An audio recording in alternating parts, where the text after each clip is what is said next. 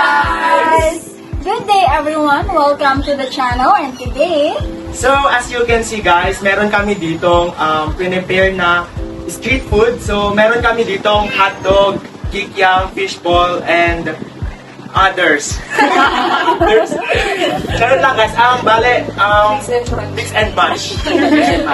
So, ang gagawin namin guys is magluluto kami. So, while we are cooking and eating, syempre, meron kaming bubunutin dito na questions related to our advocacy. So, each person, meron silang dalawang question na sasagutin.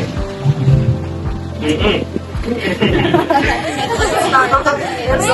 lang! But before we start the video, we have to introduce ourselves first. Yes! Of course! Latrina. I'm Ivy. Hi, I'm Sam. And my name is Dimple. And my name is Lawrence. My name is Gab. Hi guys, I'm Cyril. And I'm Isa. So, we are the Mind Matters! While we are cooking guys, meron unang magbubunot. So, Jet will be the first person na magbubunot ng question. So, unahan muna, Jet. Here's the question. How did you come up with your advocacy? So it's just a simple advocacy for you, but for us, this is a huge advocacy because as students, we are suffering from sleepless nights, mga puyat, because of performance tasks and all. And due to the fact na matatag curriculum is currently, yun yung ng DepEd, which is kaming mga grade 12, hindi kami kasali doon. So, yung mga grade 10 pababa, kasali na sila sa matatag curriculum. And matatag curriculum is one of the most hardest na curriculum na pag-uusapan ngayon. And we come up with that na what if tulungan namin yung mga kapwa naming estudyante? So, what if yung mga nararanasan namin is bigyan namin ng solution. So, we come up with this with the help of Dimple. So, guys, as a clap. Fancy niya talaga na Dimple Kids Club. Yes. So, let's go to Dimple. Dimple, what can you say about our advocacy and how did you come up with this? I think our advocacy is very relevant now because a lot of students suffer from academic pressure and of course, as Latrina said, sleepless nights and endless deadlines. So I think we should spread awareness on how to overcome this kind of mental health mental health issues. Problems. So much. Right. So, ayun guys, tapos na namin naluto yung first batch na kakainin namin lahat. At ang susunod na magbubunot naman ngayon ay si Ivy!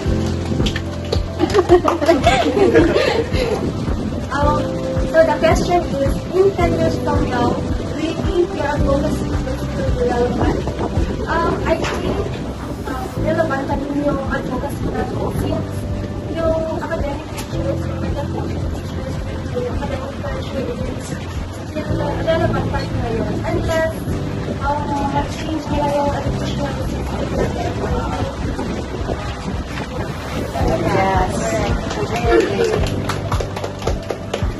So, Before we go to the next question, let's just put some hot dogs so that Let's eat muna guys.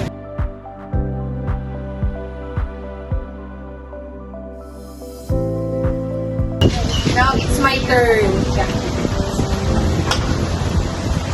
So here is my question. What are the skills you learned from the different activities and how they will help you in life?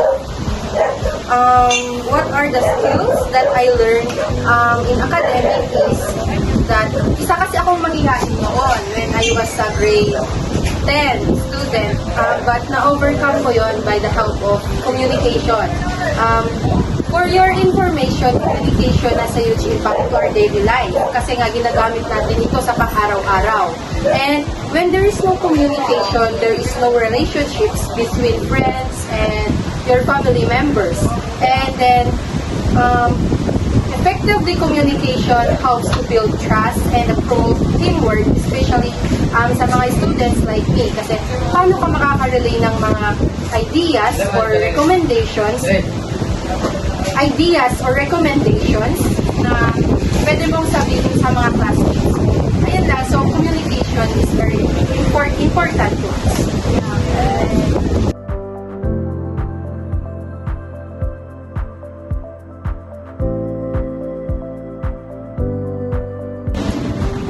At yun, tapos na si Sam. Sagot.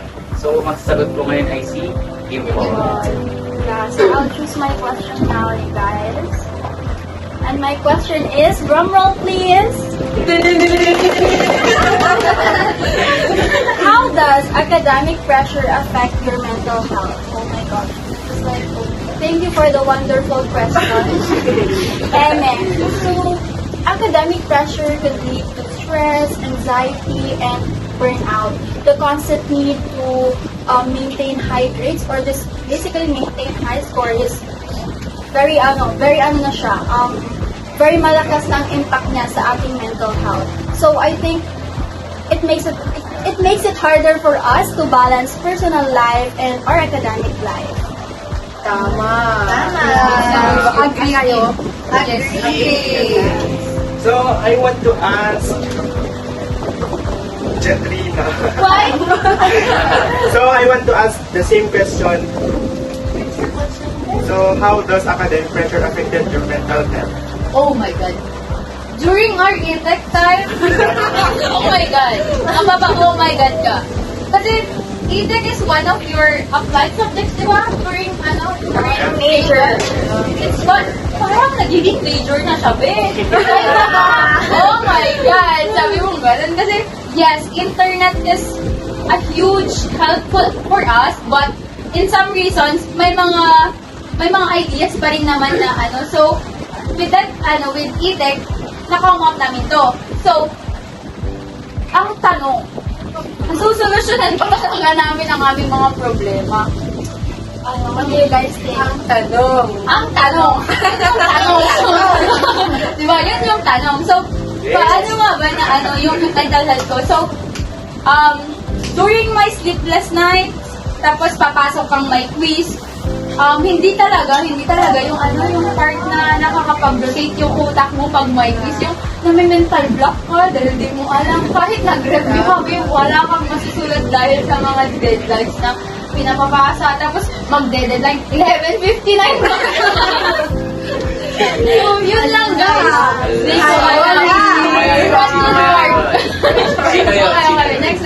Okay, ang susunod na sasagot ay si Neil. Neil, ganyan pa siya. So, can you read this for me?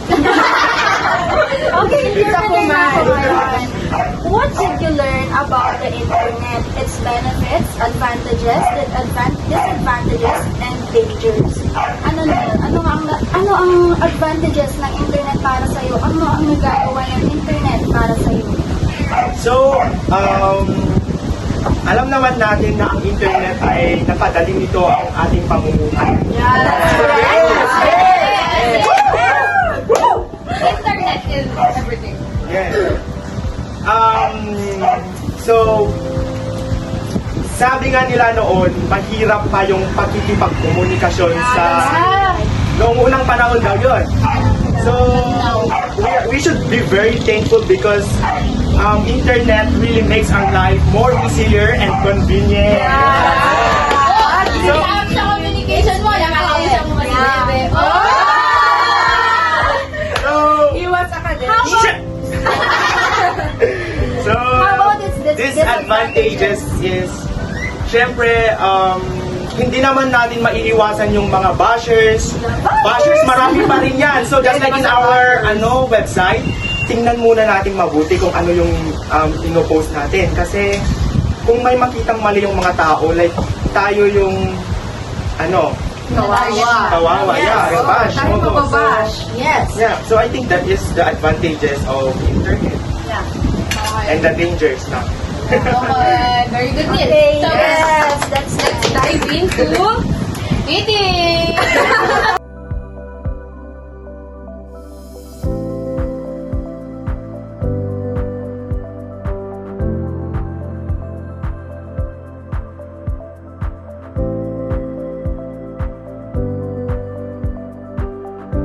So, we still have last question for the first round, and this is for Rosel.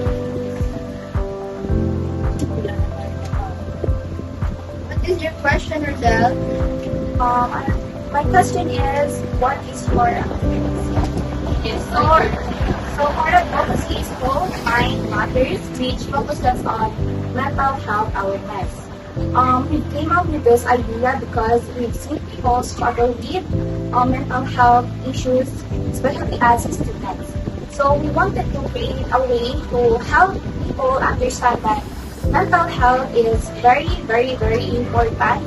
So this advocacy is important because we wanted to break the stigma around mental health issues and make it easier for people to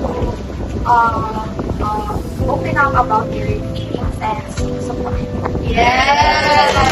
Exactly! Very well said! Yes, exactly. Yes. Natapos na rin ang first round. At ganun sa kikam ng favorite people. Ultimate. So let's I think that's it muna. Okay, let's dive in. Tara. So, we're done with the first round. So, let's move on to the second round. But guys, I'm already moved on. Kusat desay. Okay, Jetlina, pick your question. Tara. Ikaw na naman, Jet. Palaging ikaw. So, my question is, what is the most memorable part during your journey? Journey. Anong journey? Yung Journey natin sa pag-post ng mga mula sa vlogs. pagbuo ng ating Yes. advokasya hanggang sa At sa hanggang dito. Hanggang sa pawis na pag-like sa page. Wow! Good pawis. So, Tara, go. what is the most memorable part during your journey? So, if this question is asking what is the most memorable part during our journey with this Mind Matter advocacy, masasabi kong lahat. I guess, lahat naman talaga is memorable. From the very first na nag-trial and error tayo for the topic, tapos nag-come up with the Mind Matters, tapos with the first activity which is the vlog. Ay, hindi pala, mga gumawa ng website. Website. Tapos dun sa website na yun, mag-post tayo ng mga vlogs, di ba? Tapos yung mga vlogs, upon reading your vlogs, masasabi kong like, your vlogs can be so much powerful to influence the students. That part pa lang, nakita ko ng napaka-memorable ng ng Mind Matters talaga for me. Tapos, nag-come up with the vlogs. So, nag-vlogs. Tapos, yung mga memories natin, so, kagaya nung A Day in the Life ni Gav. Ang memorable na panoorin yun. Nagustuhan yun ng lahat. Yes. Yung mga classmates Intro pa namin. lang. Intro pa lang. Yes, A Day in My Life. Literal na day in my life Tapos ngayon. si Rosel, nag-Day in a Life. Tapos si Cyril, A Day in a Life. As a student athlete. Yes. Tapos si Neil, yung sana hindi na lang ako tumanda. Akin na yun. Tapos si Dimple is yung mga apaka-educational ng kay Yes. Dimple, di ba? Yes. Tapos apaka-ganda niya. Oh my God. That's starstruck. Tapos, si Sam, sa kanya yung the last pero kabog yung mga sinabi niya dun. Tapos si Ivy, yung sa environment, yung paano nakakatulong yung environment to cope up with your mental health issue. So, yun yung mga pinaka-memorable. Tapos, the most memorable part rin is yung pagpapalike ng page dahil yung statistical natin, bakla. Nalala ko noon, pupunta tayo, maglilibot tayo sa buong school para magpalike. Tapos may nagpa-volleyball, si Sam, nagpa-volleyball. Sir, excuse nga po, sir, magpapalike lang po sana kami ng page for our educational purposes. Sabi niya kay Sir Larry. bakla. So yun, Tapos, during my sleepless nights, because of, guys, yung mga sinasend ko, question, yung mga answer nila is like, nagsaset sila mga 11:39 na eh, yung I'm sorry. deadline is 11:59. Paano ko pa yun i-edit? Paano ko pa yun pagkukunik yung kagaya kagabi? Sorry. Sorry. Yung mga question. Oh my God, pero it's a success for me. So, it's a rock. I can say that our advocacy is very, very important and memorable. Very enjoyable and fun. Yes. Thank you for this subject, ETEC, di ba? ETEC. Yes. So, that's all, guys. So again, Ivy is the second Yes, person na let's go to magpupulot Ivy. ng question. Go Ivy! Ivy. The smartest. Why do you think your advocacy is important? As a student who experiences, for example, and this advocacy not only promotes well-being or open discussion, but it also creates a healthy environment for students to thrive with success and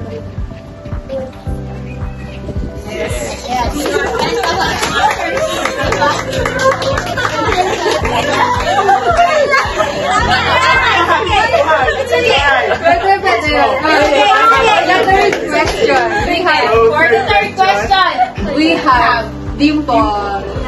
yes.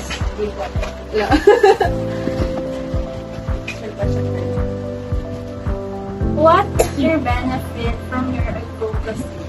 So, sharing our advocacy has helped us connect with other people who faces the same challenges. It created a better sense of community and support. It has also improved our communication skills, right? Yes. Our blogs, yeah. It also provided us opportunities to raise awareness about mental health, inspiring positive change while empowering us to manage our own mental health effectively. Yes, tama. Agree. Very good, very well said. Okay, now let's Sino move next? on. Okay, for Neil. Hill na lang. This is your For the second round, Neil. The first round, Lawrence. So my question is, did you have fun while doing your activities? Okay. Ano activities yan? Ano ba yan? So activities like, as I said earlier, from the very first, the start of doing our advocacy, just like what Jetrina said, Yes. nag-trial and errors tayo from topics hanggang sa title ng ating website, di ba? Ang daming trial and error. So I can say that 99.9%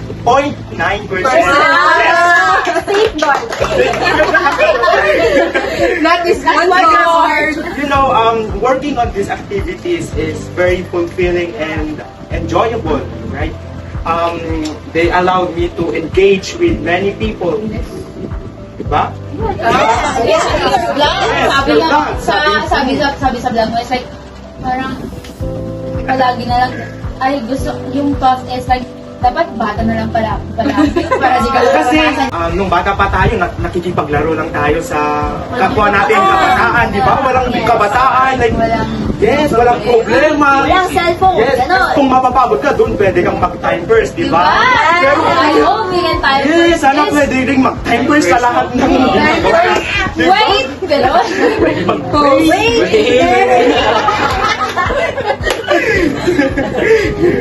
But, yeah. So, Gab, All? Neil? Ikaw na ulit. So, let's go to Gab. ikaw lang palagi. Ikaw na lang lahat. Lahat. Parang pagod na sa buhay. Natulog lang naman, di ba? So, ang question ko is, do you think your advocacy is important? Kasi baka importante. kung gaano ka-importante sa kanya dapat important. So, para sa akin, 100% na. Oy, 100% na siya.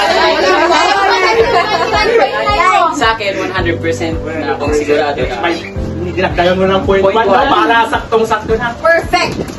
important ang advocacy dahil sa panahon ngayon, alam natin, tayo mga estudyante o mga kabataan ay nakakaranas talaga ng mental health issues. Alam natin, Hindi naman yun mawawala eh.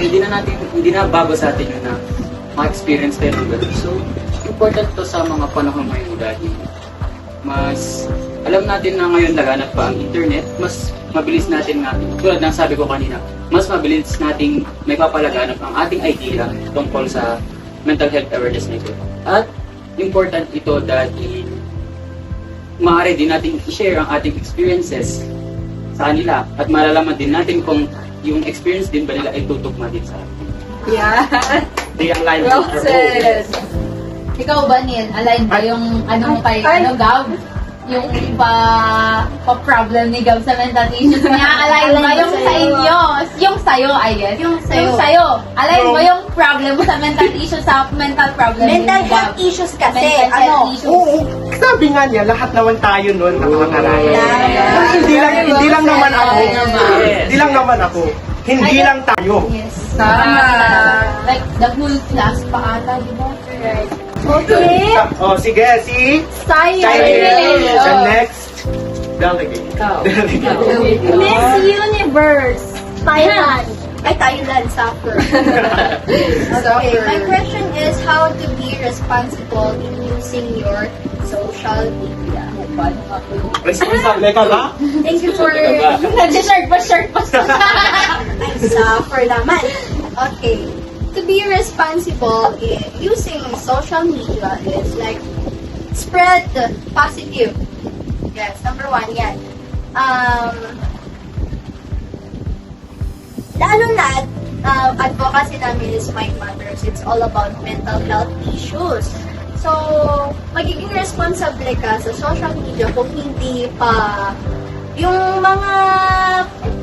mga shared post kumbaga sa FB, yung mga, sabi ko nga kanina, may mga bata na may mga social media na ngayon, mga mahilig sa cellphone, tapos hindi mo alam kung, nababasa nila, wait, nababasa nila, tapos hindi nila alam kung tama o mali ba yun. Hindi naman nabago sa mga bata na may social media because it is our Sit na mulagatan yan. yun na yung nakasanayan nila. Yes. Yun yung lumaki silang may social media na, di ba? Isa pa na responsible is avoid spreading misinformation and the privacy of others. No. Eh, That's all. That's all. That's all. Yeah. Yeah. Alam mo, the last question we have for that. yes. Last but not the least. Dapat maging save the best for the My question. Go. So my question is, as a student, what can you advise for the people who suffer mental health problems? As a student, my advice for the people who suffer mental health problem is never be afraid to seek help and speak up about your feelings. Remember that you are not alone. There are people who care about you and who want to support you, whether it's friends, family, teachers, or even counselors. So try to take small steps to prioritize self-care, such as getting enough rest, eating well, going out, etc. as this help you improve your mood and reduce stress. So yeah, don't hesitate to reach out someone if you are struggling. But wait. Dapat save the last for the best, di ba? So, dapat lahat tayo may advice. Dapat may advice for the last. Yeah. So, let's ikaw. start from... Una. No, with you, Sam! Wala akong question kanina, di ba? Oh my God. Okay, go Sam. Okay, my advice is that, first of all, I would like to say that it's okay not to be okay sometimes, and it's okay to seek help kasi minsan, sinasarili kasi natin yung mga problemang dapat hindi natin sarilin. Kasi talagang nakakasira yun ng mental health. And yes, it's okay not to be okay, and it is very important to seek help to others. Yun lang. So, Sam, hindi ka sino next? Next, No! Gab. Oh, Gab! Gab. Yes! Gab. Yes! Gab. I Yes! want to hear Gab from Gab. will be the So, next. ano ba yun? Advice ba? Advice! So, sa mga ng nagsasuffer ng mental health. So, yes. Kung nanonood man po, kayo ngayon, ang advice ko lang is i-visit nyo ang aming so,